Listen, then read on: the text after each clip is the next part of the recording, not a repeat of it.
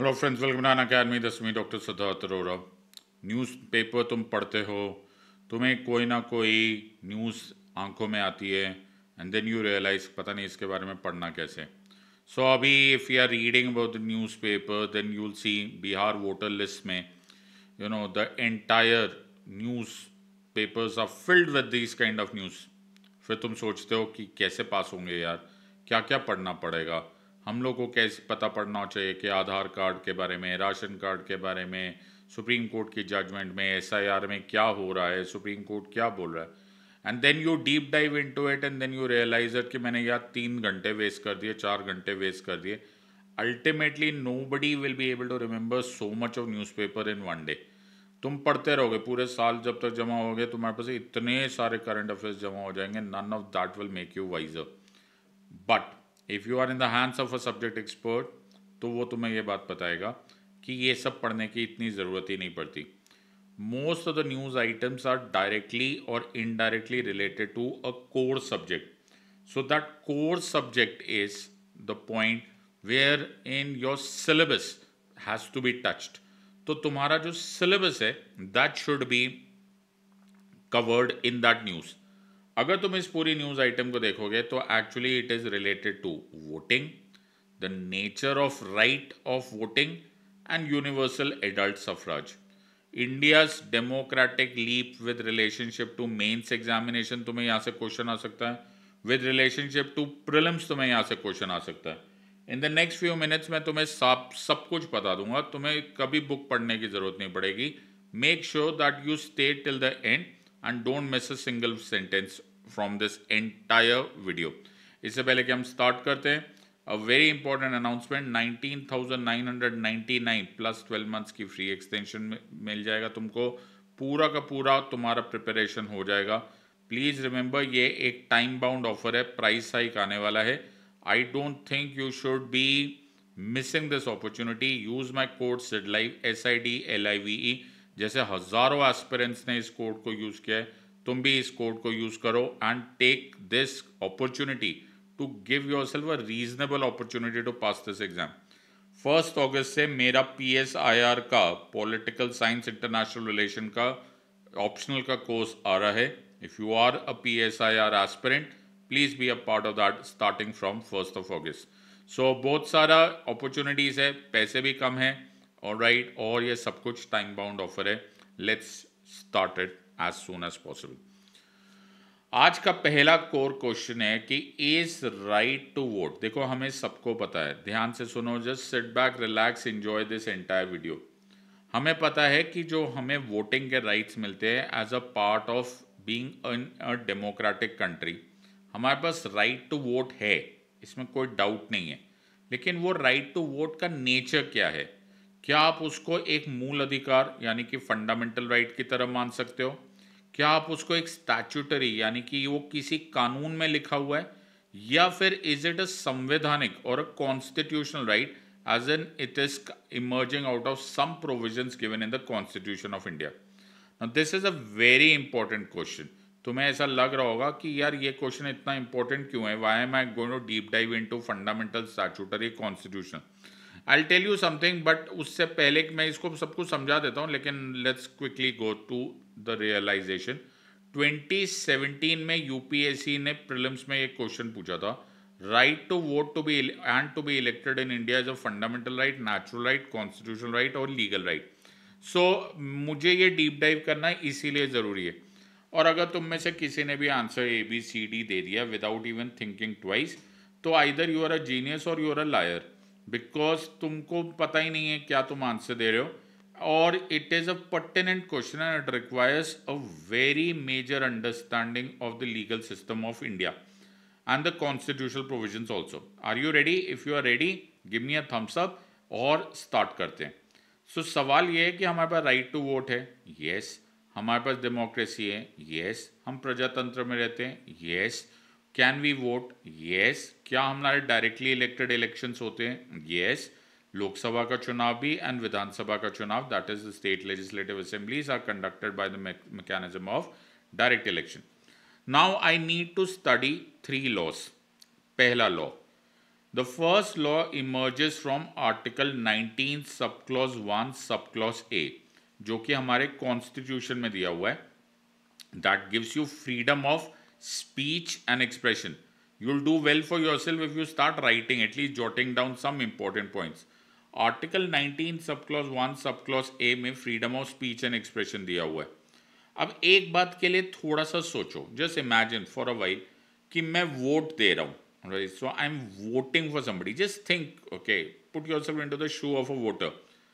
तो जब मैं वोटर होते हुए बोलता हूँ कि मुझे कैंडिडेट ए अच्छा लगता है and I think he should become my representative at the Lok Sabha और the Vidhan Sabha, do you think कि मैं कुछ एक्सप्रेस कर रहा हूँ, मैं कुछ अपनी बात रखने की कोशिश कर रहा हूँ? एम आई एक्सप्रेसिंग समथिंग कि yes I agree with a particular political ideology या पॉलिटिकल पार्टी और a politician as an individual, और I disagree with somebody? Just think about it. अगर मैं तुम्हें पसंद कर रहा हूँ, मैं एज ए नेता तुमको वोट दे रहा हूँ, इन अ वे मैं एक्सप्रेस कर रहा हूँ. I hope you realise this. In a way मैं ये बात बोलने की कोशिश कर रहा हूँ कि I like you, I think you are a capable person, I think you should be my elected representative. आप जाओ लोकसभा और विधानसभा में मेरे चुने हुए प्रतिनिधि के फॉर्म में. सो इन अ वे अगर मैं article 19 sub clause 1 sub clause ए जो मुझे freedom of speech and expression देता है, तो जब मुझे बोलने की आज़ादी है, मुझे अभिव्यक्ति की आज़ादी है, तो इन अ वे मैं जब वोट कर रहा हूं, तो इज इट नॉट और कैन इट बी, मैं तो यहां पे सवाल ही नहीं पूछ रहा, तुम आंसर दो, can it be understood as an extension of this fundamental right? अगर ये एक्सटेंशन ऑफ फंडामेंटल राइट है, so on that basis, on drawing from that logic, can I say कि राइट टू वोट एक्चुअली मुझे एक fundamental right की तरह लगेगा? So this is the first thought process. I hope you understanding my position. So my position is कि मैं जब vote कर रहा हूं, so it is in a way expressing something, and if it is expressing something, then in a way that I am, the right to vote is an extension of a fundamental right. Fair enough. Just hold on. Okay, hold on to your horses. Let's understand Article 19(1)(a) done. Let's look at law number 2. Now, law number 2, which everyone has to think about, वो है article 326 of the constitution of India. तो अभी अभी आपने पढ़ा article 19 sub clause 1 sub clause ए, जो कि एक फंडामेंटल राइट है. अब आप पढ़ रहे हो आर्टिकल 326 ऑफ द कॉन्स्टिट्यूशन, जो लिखा तो कॉन्स्टिट्यूशन में है, लेकिन that is not a fundamental right.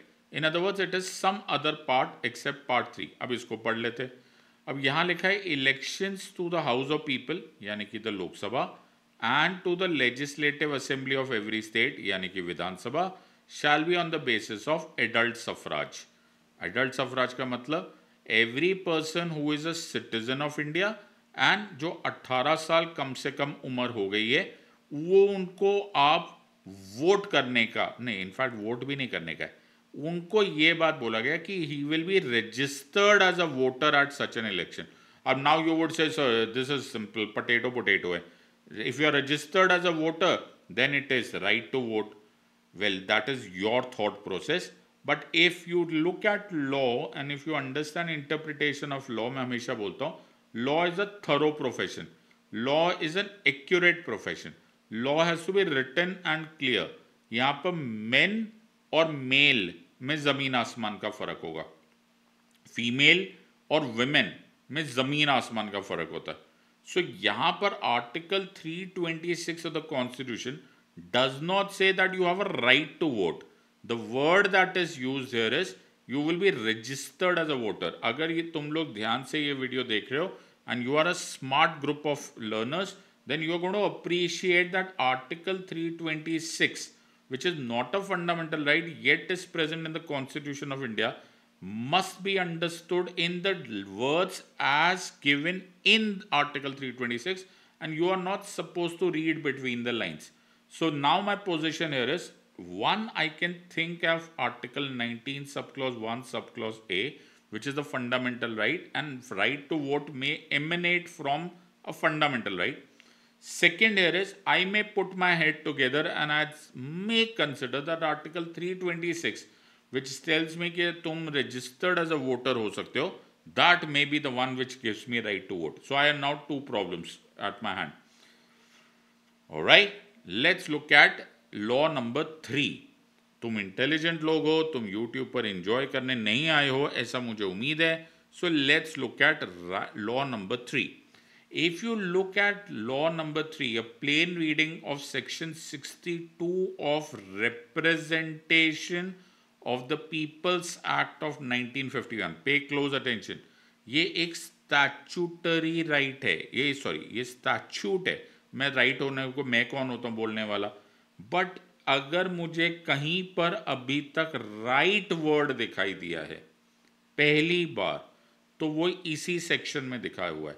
ये एक पार्लियामेंट्री लॉ है, representation of peoples act of 1951. Please pay attention.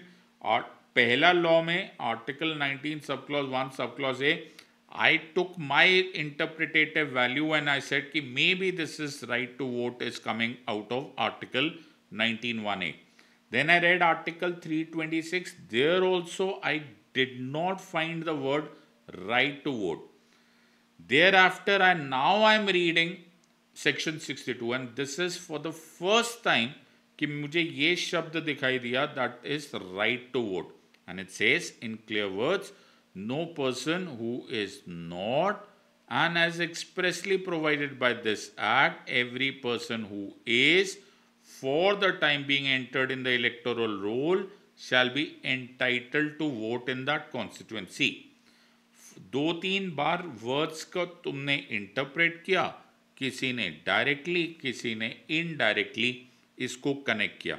So the core question here is the right to vote fundamental? I'm asking this question to myself as well as to yours, but none of that matters. It doesn't matter कि तुम बोल रहे हो या मैं बोल रहा हूं. The short answer to that is कि ये fundamental नहीं है, because Supreme Court in a plethora of judgments, but a few landmark judgments such as the Kuldeep Nair judgment, which we will discuss, the honourable supreme court ने बोल दिया कि ये statutory है, ये ना फंडामेंटल है ना ये कॉन्स्टिट्यूशनल है. It emerges from section 62 of the representation of peoples act of 1951. So if a plain reading of section 62 देखा तुमने तो उसमें राइट टू वोट लिखा था. That is what the supreme court utilise the form the basis of its judgement. और वो judgement थी the Kuldeep Nair judgment, in which in 2006 a 5-judge constitutional bench ने ये फैसला किया कि right to elect यानी कि वोट एक statutory right माना जाना चाहिए as per the Representation of People's Act of 1951. थोड़ा सा attentive रहो, ये 2006 की जजमेंट है. इट ऑटोमेटिकली इम्प्लाइज दैट ना ये फंडामेंटल राइट है ना ये कॉन्स्टिट्यूशनल राइट है. ऐसी जजमेंट को हम बाइंडिंग प्रीसिडेंट बोलते हैं. What does binding precedent mean? Binding precedent का मतलब होता है कि आने वाले वक्त में जितने भी कभी भी ऐसा मैटर उठेगा तो it will always be importing the derivative और the ratio, the reason, the binding effect will that be of Kuldip Nayar judgement. So Kuldip Nayar judgement जो करंट पोजीशन है वो कुलदीप नायर की है. This is despite the fact कि अगर मैं राइट टू वोट की बात करूं तो मैं किसी तरह से आर्टिकल 19 को भी कनेक्ट कर सकता हूं, किसी तरह से मैं 326 को भी कनेक्ट कर सकता हूं, और उसी तरह से मैं section 62 of ROP act of 1951 को भी कनेक्ट कर सकता हूं. So directly indirectly it is connected to various sections and the various provisions of laws and constitution, be it fundamental right or not. लेकिन finally क्या है? The final interpreter of the Constitution of India remains the Honorable Supreme Court. और Supreme Court ने Constitutional Bench ने Kuldeep Nair judgment में ये बोल दिया कि it is section 62 which is giving you right to vote. Wait. So we'll have to kind of deep dive, go back in time during the Constituent Assembly debates. In fact, Baba Saheb and KT Shah both wanted कि right to vote should be becoming a part of part 3 of the constitution. यानी कि दोनों ये सोच रहे थे during the constituent assembly debates कि right to vote को फंडामेंटल राइट, मौलिक अधिकार बना दिया जाए। वो बात अलग हो गई कि एडवाइजरी कमेटी ने उसको रिजेक्ट कर दिया और ये सोचा गया कि प्रोबेबली ये प्रैक्टिकल नहीं है। देयर इज अ राइट माना, लेकिन क्या ये प्रैक्टिकल है कि हम उसको फंडामेंटल राइट बनाए या ना बनाए।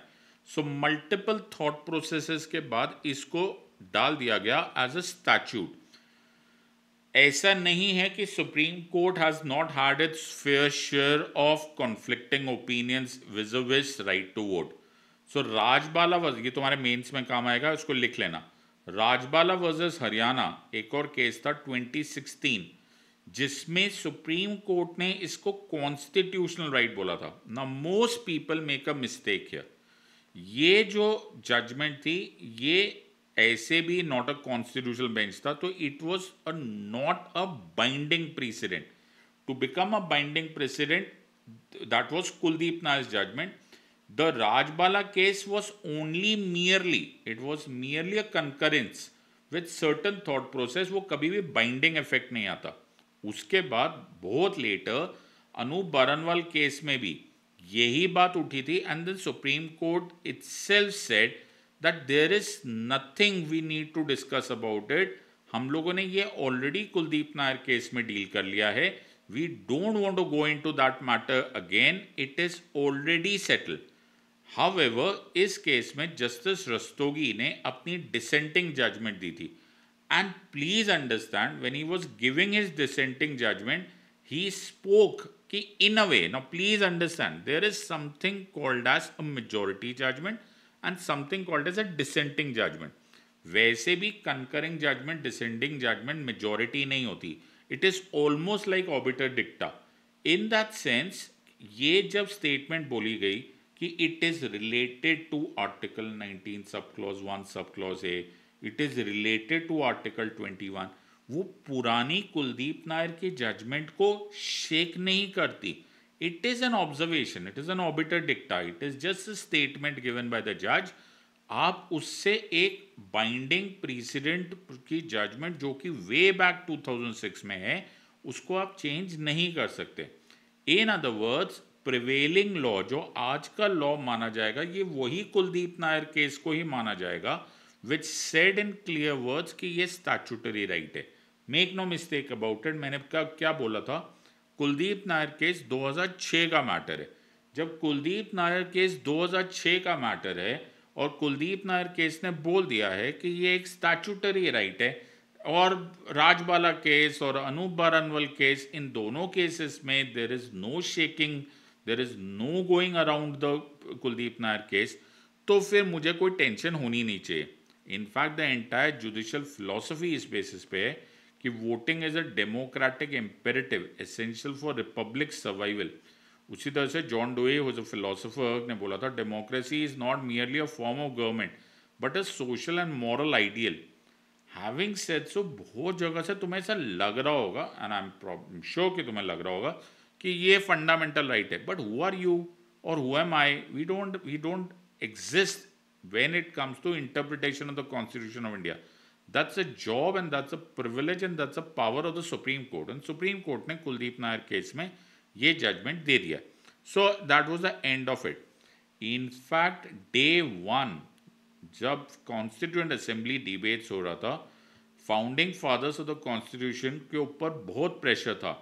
इनफैक्ट अलादी कृष्ण स्वामी अय्यर की एक बहुत फेमस स्टेटमेंट है कि it was the boldest step taken by the constituent assembly. सोच के देखो, वोटिंग करना एक बहुत जिम्मेदारी का काम होता है, और इन्फॉर्म्ड वोटिंग करना तो सबसे ज़्यादा ज़रूरी काम होता है कि आप किसको वोट करो, बिकॉज आप जिसको चुन के भेज रहे हो वो कल सारे फैसले करेगा देश के, वो पॉलिसीज बनाएगा। Now at that time when we were at the advent of independence, हमारे पास the literacy rate was somewhere around 10%। तो बहुत प्रेशर था ऑन द कॉन्स्टिट्यूएंट असेंबली कि आप इनको यूनिवर्सल एडल्ट सफराज दे रहे हो, तो अनइन्फॉर्म्ड है। द पॉइंट वॉज कि Baba Saheb and the rest of the constituent assembly, they entrusted this huge responsibility with us. They said कि go ahead, हम वोट करवाना चाहते हैं, हम चाहते हैं कि तुम्हें 1 person 1 वोट मिले, यानी कि इक्वल वोट्स मिले. Make no mistake about it. पूरे ब्रिटिश राज में एक बार भी ऐसा नहीं हुआ कि हमारे को यूनिवर्सल एडल्ट सफराज मिला. हमेशा लिमिटेड वोटिंग राइट्स मिले, लिमिटेड लोगों को मिले. कभी कभी सिर्फ लैंडलॉर्ड्स को मिल जाता था, सिर्फ पैसे वालों को मिल जाता था, सिर्फ टैक्स पेयर्स को मिल जाता था. बट कॉन्स्टिट्यूएंट असेंबली ने हम पर भरोसा किया and they said go ahead, we trust your wisdom, हम तुम्हारी समझदारी पे भरोसा करते हैं, go ahead and vote responsibly. So it was a very big responsibility. पहले एज रखी गई थी 21, age in the original constitution में everyone 21 and above would be allowed to vote. लेकिन the 61st constitutional amendment act 1988 और 89 whatever you want to say when it started getting enforced, से ये as 18 कर दी गई. प्लीज रिमेंबर, ये बहुत बड़ा स्टेप था. Think about it. आमतौर पे होता क्या है कि एक नया रिपब्लिक, एक नई कंट्री बनती है, वो धीरे धीरे अपने वोटिंग राइट्स देना स्टार्ट करती है. It's like they are checking कि ये जो सिटीजन्स है क्या वो तैयार हो गए हैं कि नहीं, will they be able to vote और नॉट, क्या वहाँ पर थोड़ा डिसिप्लिन आ गया है, थोड़ी इंफॉर्मेशन आ गई है. नो, ऐसा नहीं किया गया. ऐसी जो डेमोक्रेसीज होती है उनको ग्रेजुअलिस्ट डेमोक्रेसीज बोलते हैं. धीरे धीरे धीरे धीरे वोटिंग राइट्स दिया जाता है. इंडिया में founding fathers of the constitution Baba Saheb ने हम पर पहले ही झटके में भरोसा कर लिया. वो बोला कि don't worry, regardless of your gender, caste, religion, education, property, तुम सबको मिलेगा universal adult suffrage, except that you should have a particular age requirement, और अगर किसी लॉ में तुम्हारी डिस्क्वालिफिकेशन हो as an representation of peoples act, वो बात अलग है. Otherwise you have universal adult suffrage. तो जिन कंट्रीज को नाज है अपने ऊपर कि उन्होंने कितने सालों साल डेमोक्रेसीज चलाई, विंस्टन चर्चिल इंग्लैंड की बातें करता था, right, you look at the American democracy and so on so fourth. They took hundreds of years to start evolving into a democracy wherein everybody had voting rights. Women को voting rights होते होते the better half of 20th century हो गया था. But India में there was no waiting. ये है भरोसा जो कॉन्स्टिट्यूएंट असेंबली ने, जो बाबा साहब ने हम पर किया. तो विंस्टन चर्चिल की स्टेटमेंट थी, at the bottom of all tributes paid to democracy is that little man walking into a little booth with a little pencil, making a little cross on a little bit of paper. एक छोटा सा कागज, उस पर एक छोटा सा निशान, उस छोटे से बूथ में एक सो कॉल्ड छोटा सा इंसान पूरा का पूरा सरकार बदल सकता है. इससे बड़ी बात क्या हो सकती है? So democracy, in the words of Lincoln, is government by the people, of the people, for the people. And that is the strength of that button or the nishan that you do on the ballot paper. Make sure that you absolutely responsibly करो. अब ballot paper नहीं होता, अब EVM होता है. But either ways, जो तुम express कर रहे हो, that is the consent, that is the will, that is the mandate, that is the जनादेश. तो इस basis पे ये question पूछा गया था. Right to vote and to be elected in India is a fundamental right, natural right, constitutional right, legal right. अब तुम इसका आंसर देना कमेंट बॉक्स में, और मेरे तरफ से एक होमवर्क करना. इस आंसर को देने के बाद, अब तुम्हें मैंने सब कुछ समझा दिया है, इस आंसर को देने के बाद सर्च द यूपीएससी आंसर की और उसके साथ मैच करना और मुझे बताना कि यूपीएससी ने आंसर की में क्या लिखा हुआ था. ऑफ कोर्स वो 1 साल बाद आया होगा, लेकिन then you will see and believe कि there is a hell of a difference between what you study, what is the way to study, what can happen on the day of the exam, and what will be the answer key. मैं उम्मीद करूंगा कि तुम मैं तो इंतजार भी करूंगा और उम्मीद भी करूंगा कि after you answer this question, ABCD जो भी तुमने आंसर देना है दे दो. अब तो मैंने तुम्हें बता दिया है. नाउ उसके बाद go and search the answer की और उसको शेयर करना इन द कमेंट बॉक्स. और फिर तुम्हें समझ में आ जाएगा कि इस एग्ज़ाम को पास करने के लिए कितने पापड़ बेलने पड़ते हैं. So I hope you will do this, and I hope you have enjoyed this. And if you have enjoyed this, please drop in a comment, and I'll be very very happy to teach you. अगर तुम और भी detail में पढ़ना चाहते हो तो make sure that you take full advantage of this offer. This is 19,999 plus 12 months free extension हो जाएगा. ये कल तक ऑफर खत्म हो जाएगा. प्राइस हाइक जल्दी से आ रहा है. Don't waste a single more moment. In the words of Unacademy, let's crack it. Until next time, God bless, thank you, and Jai Hind.